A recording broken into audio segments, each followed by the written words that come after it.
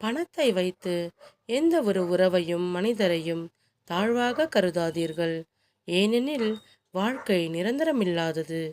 நொடியில் அனைத்தும் மாறிவிடும். உனக்கு எதிர்ப்பு வலுக்கிறது என்றால் அது வெறுப்பின் அறிகுறி அல்ல, உன் வளர்ச்சியின் அறிகுறி. அவமதிக்கும் இடத்தில் காத்திருந்து பெறுவதும் தவறு, அலட்சியம் செய்யும் இடத்தில் தேடிச் சென்று கொடுப்பதும் தவறு. மனமே, நீ இதை நன்கு உணரு. வாழ்க்கையில் எவ்வளவு பட்டாலும் நல்லவர்கள் நடிப்பதில்லை. அவர்கள் எப்போதும் இயல்பாகவே இருக்கிறார்கள். இருந்தால் உறவு, பிரிந்தால் நினைவு. அவ்வளவுதான் வாழ்க்கை. தன் தவறை உணர்ந்தவர்கள் திருந்து விடுவார்கள். தன் தவறை நியாயப்படுத்தியவர்கள் திருந்தவே மாட்டார்கள்.